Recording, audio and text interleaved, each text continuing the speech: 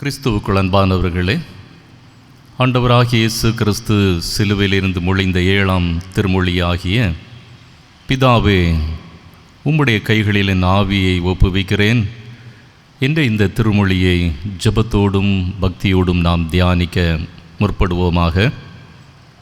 லூக்கா 23ஆம் அதிகாரம் 46வது வசனத்திலே ஆண்டவராகிய கிறிஸ்து மொழிந்த 7ஆம் திருமொழி நமக்கு தெளிவாக சொல்லப்பட்டிருக்கின்றது.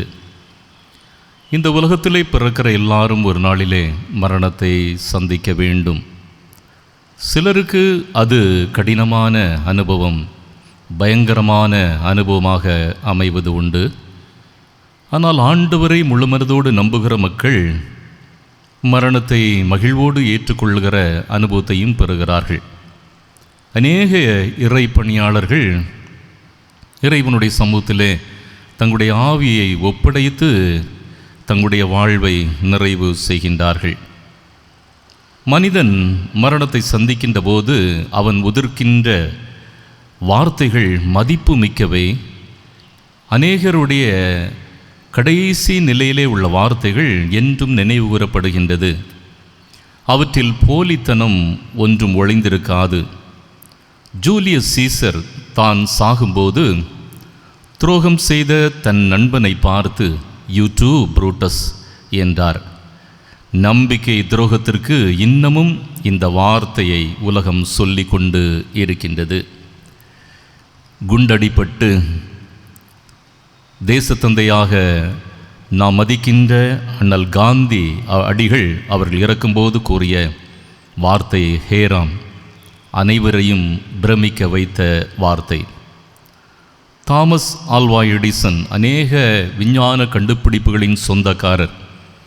அவர் தன்னுடைய மரண வேளைகளிலே கடைசியாக சொன்ன வார்த்தை, விளக்கை எரிய விடுங்கள், என் ஆவி பிரியும்போது வெளிச்சம் இருக்கட்டும் என்றாராம். பாகிஸ்தான் முன்னாள் பிரதமர் பூட்டோ அவர்கள் சொன்ன கடைசி வார்த்தை, இறைவா, நான் ஒரு குற்றமும் செய்யாதவன் என்று சொன்னாராம். இசை மேதை, இசை ஜாம்பவான் என்று அறியப்பட்டிருக்கிற பீத்தோவன் இவ்வுலக ஓட்டத்தை முடிக்கின்ற இந்த நேரத்தில் இறக்கும்போது, நண்பர்களே கைத்தட்டுங்கள், இந்த நகைச்சுவை நாடகம் இன்றோடு முடியப் போகிறது என்று சொன்னாராம். பெரிய மனிதர்கள் இந்த உலகை விட்டு கடந்து செல்லுகின்ற போது, மரணத்தை சந்திக்கின்ற போது ஏதோ ஒன்றை உலகத்திற்கு சொல்லிவிட்டுத்தான் சென்று கொண்டே இருக்கின்றார்கள். கிறிஸ்துவும் இறுதியாகிய பேசிய வார்த்தைகள் என்றும் நினைவுறப்படுகின்றது. அநேகரை இந்த வார்த்தைகள் மாற்றுகிறது, ஆறுதலை தருகிறது, நம்பிக்கை தருகிறது, பக்தியை தருகின்றது. ஆண்டவராகிய இயேசு கிறிஸ்து சிலுவையிலே தொங்கி அநேக திருமொழிகளை அவர் வெளிப்படுத்தினார். அவரை நோக்கி அநேக வார்த்தைகளும் கடினமாக சொல்லப்பட்டது. எதற்கும் பயப்படாமல் மிகவும் அமைதியாக அவர் தன்னுடைய உணர்வுகளை உள்ளடக்கி வெளிப்படுத்தி நிறைவோடு சில ஆலோசனைகளை இந்த 7 திருமொழிகளின் மூலமாக சொல்லியிருக்கிறார். இறுதியாக சொன்ன வார்த்தையும் எந்த ஒரு பக்திமானும் சொல்ல வேண்டிய ஒரு வார்த்தையாக வேதம் நமக்கு உணர்த்துகின்றது.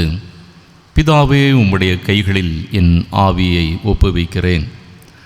அநேக நேரங்களிலே குடும்பங்களிலே வயதான பெற்றோர் தங்கள் வாழ்வை பிள்ளைகளுடைய கரங்களிலே ஒப்புவிக்கின்றார்கள்.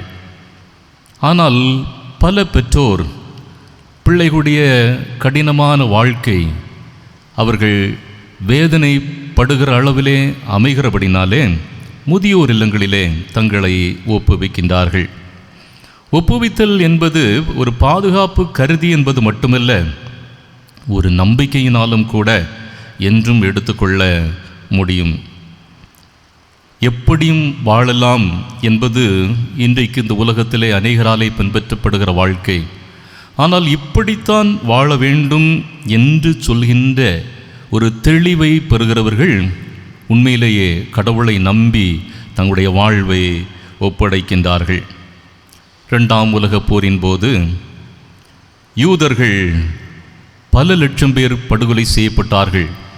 கொடிய விஷவாயுக்கள் நிறைந்த அறைகளிலே அவர்கள் அடைக்கப்பட்டு கொல்லப்பட்டார்கள். இப்படி துன்பத்தின் ஊடாக இன்றைக்கு கோடிக்கணக்கான மக்கள் தங்களுடைய வாழ்க்கையை வாழ்ந்து கொண்டிருக்கின்றார்கள், மரணத்தை சந்தித்து கொண்டு இருக்கின்றார்கள். 3.5 ஆண்டுகால திருப்பணியிலே துன்பத்தோடும் பாடுகளோடும் வாழ்ந்தவர் நம்முடைய ஆண்டவர் இயேசு கிறிஸ்து. துன்பமும் தியாகமும் அவருடைய வாழ்வாக அமைந்தது. சிலுவையை அவர் விரும்பாத போதும் கூட சிலுவையில் உயிர்விட வேண்டிய இறுதி நிலையிலும் மிக தெளிவாக தன்னுடைய வருகையின் நோக்கத்தை உணர்ந்தவராக இறைவனுடைய கரங்களிலே தன்னுடைய உயிரை கையளிக்கின்றார், ஒப்படைக்கின்றார். இவற்றின் வழியாக 2 குறிப்புகளை நான் சுருக்கமாக சொல்ல நான் விரும்புகிறேன். வாழ்வை தந்தவரிடமே வாழ்வை ஒப்படைக்கின்ற கிறிஸ்துவை இந்த இறை வார்த்தை நமக்கு உணர்த்துகின்றது. இந்திய சமயங்கள் பிறவிகளை பற்றி சொல்லும்போது பல பிறவிகள் உண்டு என்று குறிப்பிடுகின்றன. ஆனால் கிறிஸ்து நமக்கு இந்த உலகத்திலே ஒரே ஒரு நல்ல வாழ்க்கையை நமக்கு வாக்குத்தத்தமாக வாக்குறுதியாக தந்திருக்கின்றார். இந்த உலக வாழ்க்கை நித்திய வாழ்விற்கான முன் அடையாளம், முன்னோடி என்று வேதம் நமக்கு மிக தெளிவான உண்மையை சொல்லுகிறதை காண முடியும். ஆண்டவராகிய கிறிஸ்து அதையே மிக தெளிவாக உறுதிப்படுத்தினதை வேதத்திலே காண முடியும். வாழ்வை பெற்ற இயேசு பிதாவின் விருப்பப்படி, பிதாவின் நோக்கத்தின்படி, நெறிப்படி வாழ்ந்து காட்டினார். உலகிற்கு தன்னுடைய சொல்லாலும் செயலாலும் மாதிரியானார். துன்பமும் நெருக்கமும் இழிச்சொல்லும் பகையும் கைவிடப்படுதலும் அவருடைய வாழ்வாக இருந்தபோதும் அதிலும் அவற்றின் ஊடாகவும் நன்மை செய்தல், விடுதலை அளித்தல், ஒருமைப்பாடு இவைகளே அவருடைய நோக்கமாக இருந்ததை காண முடியும். எப்போதுமே பிதாவை சார்ந்தே அவர் வாழ்ந்தார். என் சித்தத்தின் படி அல்ல, உம்முடைய சித்தத்தின்படியே ஆக கடவுது என்பது எப்போதுமே அவருடைய அர்ப்பண அனுபவமாக இருந்தது. வாழ்வை தந்த பிதாவிடம் அந்த வாழ்விற்கு எந்த குறையும் வராதபடி, எந்த இழுக்கும் நேரிடாதபடி பூரணமாக முழுமையாக அவர் வாழ்ந்தார். பிதாவின் விருப்பப்படியே எல்லாவற்றையும் செய்து நிறைவேற்றினேன் என்று உரிமையோடு ஆண்டவர் சொன்னார். அன்பானவர்களே, அந்த மன நிறைவு, அந்த ஆன்மீக தெளிவு கிறிஸ்துவினுடைய உணர்வுகளிலே 2 கலந்திருந்தபடினாலே தன்னுடைய மரண வேளையிலும் கூட பிதாவே என்று அழைத்து, நீர் எனக்கு தந்த வாழ்வை உம்முடைய கரங்களிலே நான் ஒப்படைக்கிறேன் என்று சொன்னார். இன்றைக்கு கிறிஸ்தவர்கள் என்று நாம் சொல்லிக்கொண்டே உலகின் அத்தனை தீமைகளுக்கும் உடன்பட்டவர்களாக இருக்கிறோம். கிறிஸ்து விரும்பாத பாதைகளிலே நாம் பயணம் செய்கிறோம். போனபடி, மனம் போனபடி வாழ முற்படுகிறோம். அன்பானவர்களே, இன்றைக்கு நம்மை நாமே சிந்தித்து பார்ப்போம். இந்த ஒரே ஒரு வாழ்க்கை, இந்த வாழ்க்கை ஆண்டவர் நமக்கு தந்தது. எத்தனை காலம் இந்த உலகத்திலே நாம் வாழ வேண்டும் என்று ஆண்டவர் விரும்புகிறாரோ அத்தனை காலமும் ஆண்டவருடையவர்களாக அவருடைய விருப்பத்தை, அவருடைய சித்தத்தை நிறைவேற்றி நாம் வாழ்கிறோம் என்று சொன்னால், வாழ்வின் நிறைவிலும் இந்த உணர்வோடு ஆண்டவரிடத்திலே நாம் சொல்ல முடியும். நான் என்று சொல்கின்ற உணர்வுகளை அகற்றி வஞ்சகம், பகை, வெறித்தனங்கள், பெருமை, ஆதிக்கம், அதிகார துஷ்பிரயோகம் இவைகளையெல்லாம் நாம் வெறுத்து ஆண்டவருடைய பிள்ளைகளாய் கிறிஸ்துவோடு இணைந்து இந்த வாழ்வை அழகுற வாழ்வோம். அது மட்டுமல்ல, வாழ்வின் நிறைவிலே ஆண்டவருடைய வார்த்தையின்படி நாமும் நம்முடைய வாழ்வை இறைவனுடைய கரங்களிலே ஒப்படைத்து நம்முடைய வாழ்வை நிறைவு செய்ய இந்த தேவ வார்த்தை நமக்கு மிகுந்த துணையாய், நம்பிக்கையாய் சொல்லப்பட்டிருக்கிறது. 2வதாக நாம் இந்த திருமறை வாசனத்தின் பின்னணியத்திலே சிந்திக்கின்ற போது தன்னை அனுப்பியவரிடமே தன்னை ஒப்படைக்கின்ற கிறிஸ்துவை நாம் இங்கே பார்க்கிறோம். தன்னை அனுப்பியவரிடமே தன்னை ஒப்படைக்கின்ற கிறிஸ்துவை நாம் இந்த பகுதியிலே காண்கிறோம். கிறிஸ்துவினுடைய ஆழமான ஒரு கிறிஸ்தியல் வாழ்வின் உண்மையை இந்த பகுதி மிக தெளிவாக உணர்த்துகிறது. திருச்சபை கிறிஸ்துவனுடைய வருகையை குறித்து பல்வேறு காலங்களை ஆசரிக்கிறது. அட்வென்ட் என்று சொல்லப்படுகின்ற வருகையின் காலங்கள். அந்த வருகையின் காலங்களிலும் நீங்கள் சத்திய வேதத்தை பார்ப்பீர்களானால் நமக்கு ஒரு குமாரன் கொடுக்கப்பட்டார், அதாவது அவர் இங்கே அனுப்பப்பட்டவர், வார்த்தையோடு வார்த்தையாக இருந்தவர், இந்த மண்ணிலே சாதாரண ஒரு மனிதனாக அவர் அனுப்பப்பட்டார் என்பதே கிறிஸ்துவினுடைய வார்த்தை நமக்கு சொல்லுகின்ற உண்மை. கிறிஸ்து பிதாவினாலே அனுப்பப்பட்டவர் என்றே திருச்சபை நம்பியது. யோவான் 3:34 நீங்கள் படிப்பீர்களானால் அவர் தேவனால் அனுப்பப்பட்டவர், தேவனுடைய வார்த்தைகளையே பேசுகிறார், தேவன் அவருக்கு தமது ஆவியை அளமில்லாமல் கொடுத்திருக்கிறார் என்று தேவனுடைய வார்த்தை நமக்கு சொல்லுகிறது. கிறிஸ்து பிதாவினாலே அனுப்பப்பட்டவர், தனது விருப்பத்தை நிறைவேற்றாமல் அனுப்பியவரினுடைய விருப்பத்தையே நிறைவேற்றியவர். அதனாலே அவருக்கு கொடுக்கப்பட்டதுதான் சிலுவை. சிலுவை அவருக்கு கொடுக்கப்பட்டதே அவரது உண்மை வாழ்வுக்கும் விடுதலை பண்ணிக்கும் போலித்தனங்களை எதிர்த்ததற்கும் தூய வாழ்விற்கும் போலி சமயத்தை சாடியதற்கும் போலித்தனமான இந்த உலக அரசுகளை அவர் சாடியதற்கும் கிடைத்த பரிசு. அதை நாம் தெளிவாக புரிந்து கொள்ள வேண்டும். அப்படிப்பட்ட அவர் மீது இந்த சிலுவை பாடுகள் கொடுக்கப்பட்ட நேரத்திலும் கூட அதனை பயந்து ஒதுங்கி செல்லாமல் நிறைவோடு பிதாவினுடைய விருப்பத்தின்படியே ஆக கிடவுது என்று சொல்லி ஏற்றுக்கொண்டே இந்த நிறைவான அனுபவத்தை அவர் நமக்கு வெளிப்படுத்தி இருக்கிறார்.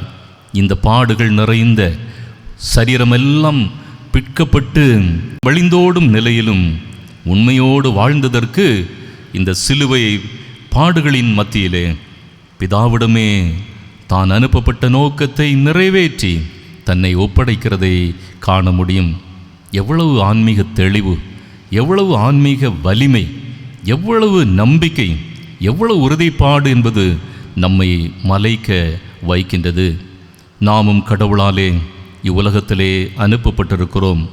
கிறிஸ்துவின் வழியில் செயல்பட கடவுள் நம்மை அழைத்திருக்கிறார், இந்த உலகத்திலே அனுப்பியிருக்கிறார். ஒருவேளை கிறிஸ்துவை போன்ற சில பாடுகள், சிலுவையின் இணையான அநேக கஷ்டங்கள் நம்முடைய வாழ்விலே வந்தாலும் கிறிஸ்துவை போல மிகுந்த தெளிவோடு நம்முடைய பொறுப்பை நிறைவேற்றி முடித்தோம் என்ற ஆன்மீக தெளிவோடு இந்த அனுபவத்தை நாம் புரிந்து கொள்ள அழைக்கப்படுகிறோம். எத்தனை ஆண்டுகள் ஆண்டவர் நமக்கு தருகிறார் என்பதல்ல, ஆண்டவராலே கிடைக்க பெற்ற ஆண்டுகளை ஆண்டவருக்காக எந்த அளவிற்கு பயனுண்டாக நாம் வாழ்ந்தோம் என்பதுதான் மிக முக்கியம். ஆண்டவரை பின்பற்றி வர விரும்புகிறவர்களும் தன்னை தான் வெறுத்து சிலுவை எடுத்து பின்பற்ற வேண்டும் என்று ஆண்டவர் நமக்கு கற்றுத்தந்திருக்கிறார். அன்பானவர்களே, எத்தனையோ காலங்கள் வாழ்ந்தும் பயனற்று வாழாதபடி தன்னை இழந்து ஆண்டவருக்காக நான் வாழ்ந்திருக்கிறேன் என்று சொல்கிற நிறைவு நமக்குள்ளே இருக்குமேயானால் நம்முடைய மரண வேளையிலும் உரிமையோடு துணிவோடு நாம் சொல்ல முடியும், என் ஆவியை உம்முடைய கரங்களிலே ஒப்படைக்கிறேன் என்று. இன்றைக்கு கிறிஸ்தவர்களாக நாம் என்ன எண்ணுகிறோம்? ஒரு நல்ல நிர்வாகம் கொடுத்தேன், ஊழியங்களுக்கு பணம் கொடுத்தேன் என்பது உண்மையான வாழ்க்கை அல்ல. கிறிஸ்துவின் பணியிலே நான் ஆண்டவருக்காக தியாகம் செய்தேன், பாடுகளை சகித்தேன், உண்மையை உண்மை என்று சொன்னேன் என்று சொல்கின்ற ஒரு நிறைவின் அறிக்கை இன்றைக்கு நம்மிடத்திலே வெளிப்பட வேண்டும் என்பதுதான் ஆண்டுடைய விருப்பம். ஆண்டுடைய பிள்ளைகளாக அப்படி வாழும் பொழுது நாம் கிறிஸ்துவை போல உரிமையுடன் நிறைவுடன் நாம் சொல்ல முடியும், பிதாவே என் ஆவியை உம்முடைய கரங்களிலே ஒப்படைக்கிறேன் என்று. ஆண்டவருடைய சிந்தையை பெற்றுக்கொண்ட நாம் இந்த 7வது திருமொழியின் வாயிலாக அப்படிப்பட்ட ஒப்படைப்பின் உறுதிப்பாட்டின் அனுபவத்தை நாம் பெற்றுக்கொண்டு ஆண்டவர் தருகிற காலங்களிலே சமாதானத்தோடு வாழ்ந்து இறை அழைப்பை நாம் பெறுகிற காலங்களிலும் பிதாவே என் ஆவியை உம்முடைய கரங்களிலே ஒப்படைக்கிறேன் என்று சொல்கின்ற உணர்வோடும் உறுதிப்பாடோடும் நம்முடைய வாழ்வை நிறைவு செய்வோம். இறை அருள், இறை ஆற்றல், இறை அமைதி என்றும் நம் அனைவரோடும் கூட நிறைவாய் தங்கியிருப்பதாக. ஆமேன். ஆத்தூர் சேகர திருச்சபையின் சார்பிலும் அன்பான இறைமக்கள் சார்பிலும் உங்கள் அனைவருக்கும் கிறிஸ்து இயேசுவின் நாமத்தினாலே நல்வாசிகளை கூறிக்கொள்கிறேன். இந்த லெந்து காலங்களிலே கிறிஸ்துவோடு இணைந்து ஆண்டவருடைய சிலுவை பாடுகளின் உணர்வை உள்வாங்கி இறைமக்களாக நம்மை புதுப்பித்துக் கொள்வோம். ஆண்டவருடைய அருள் ஆற்றல் என்றும் நம்மை நிறைவாய் தாங்குவதாக. ஆமேன். ஆமேன்.